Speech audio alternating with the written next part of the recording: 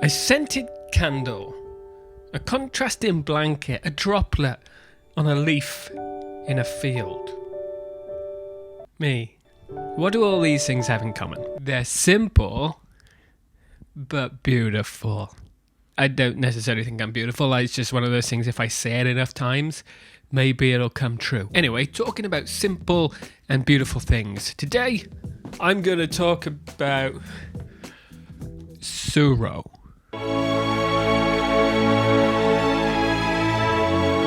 The game of the path. A simple but beautiful ball game. I think there's a lot of discussion whether that makes it a good, bad, or mediocre experience. But before we get into any of that, let me teach you how this game works. In Tsuro, you pick a colour, you place it on one of the path starters around the board, anyone you want, and then everyone gets dealt 3 cards. And then on your turn, what you do is you place a tile, like that, and then you move along the natural progressing path.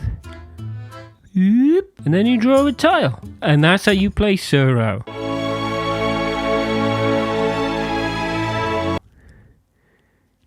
It came out in 2005. It's published by Calliope Games, and the designer's called Tom McMurchie or McMurchie. I'm not really sure. It's a hand management, tile placement, path game where you just make paths and go along them with your dragon.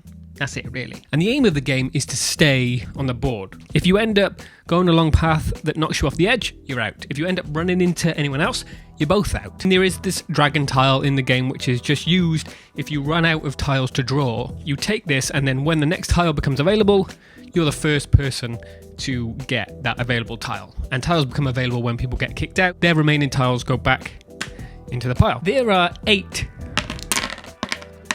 of these little guys. Are these phoenixes or dragons? So you can play 2 to 8 player, which is a good range of player count for such a simple game. And you can teach it to anyone. I mean, you probably understand how the game works already, right? So that's the simplicity of Tsuro covered.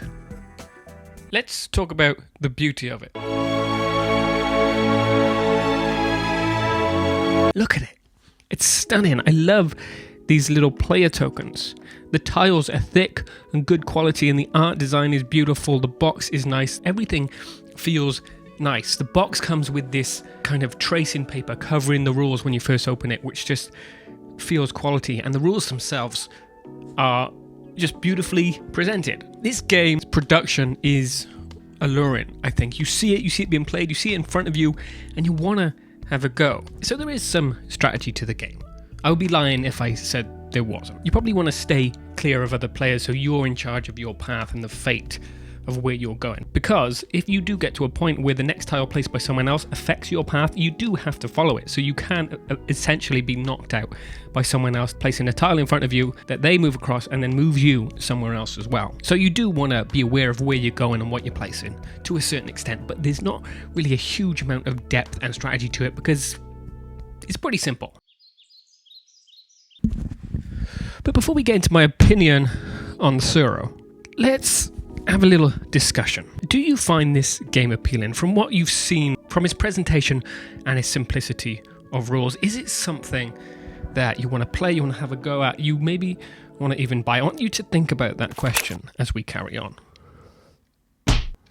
Or do you think it's mediocre? Is complexity a prerequisite to quality, making this a bit meh?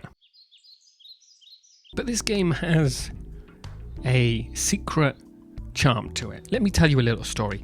So this came out in 2005. It's a very, very old game. It's still very, very successful. But in 2012, in May, this game was played among 3 other games on an episode of Tabletop, which is a Geek and Sundry series run by Will Wheaton years ago. Probably the most successful board game media there has ever been, right? This game being played prompted it to be bought by a lot of people. I think it sold out in most places, actually. It flew up in popularity. There was something about it, something about looking at it, something about understanding it that made people want to buy this game. It's unquestionably appealing to a lot of people. It's still really successful, and it's something about seeing it and seeing it being played that made people want to buy it. Is this game just mediocre? Is it just beautiful. Is complexity a prerequisite to quality? Well, here's what I think. I think there's something about being instantly comprehensible and beautiful that makes it appealing to a lot of people. I think it's something you see and then you understand instantly and you're like, I can see myself playing with it. I want to try to move those little tokens and place those little tiles. And actually, I'm one of those people. I didn't watch that video on tabletop until like last year, but the moment I saw it being played, this game, I bought it. I went out and I bought it because I understood it. I can see myself playing it. I could see myself introducing it to anyone. I could see other people playing it. And I wanted to own something so pretty simple and elegant. Now, don't get me wrong. It's not going to change your life. I don't think you're going to get those moments and those memories playing Tsuro. Tsuro is good. It's nice. And I'm intentional in saying good. It's not great. It's not amazing. It's not excellent. It's good. And it's nice. But you know, those simple, good, nice things are the ones that sometimes we forget to appreciate. It really isn't a challenge, and there are no surprises. It is what it says on the tin, but it's satisfying, it's tactile, and it's nice. It's a relaxing game for a relaxing environment with anyone. I mean, there's not a huge amount to say about Tsuro because it is that simple. It's a really successful game, but if it was like Catan successful, Uno successful, I think a lot of people would state that it doesn't deserve its place there. I would disagree. I think it's elegant, I think it's charming, and the fact that it's still here and this successful is a statement to that. So, in conclusion, do I think Tsuro is a good game? Yes, I do. I think there's a reason it's survived this long. I think it ticks a lot of boxes. It's really simple. You can play it with a lot of people, and it is beautiful. Something you can look at, understand, and then want to play is appealing for good reason. But I understand people's problems with Tsuro. If you're looking for something a little bit more complex, with more depth, this game would be mediocre to you. It wouldn't be anything special. And like I said, I don't think you're going to get memories out of this game. I think you'll just get nice moments. There is a second Tsuro that's a little bit more complex with some more rules. I did play it. I didn't love it, but I need to try it more before I give any strong opinions about it. But this, simple and beautiful. Just like me.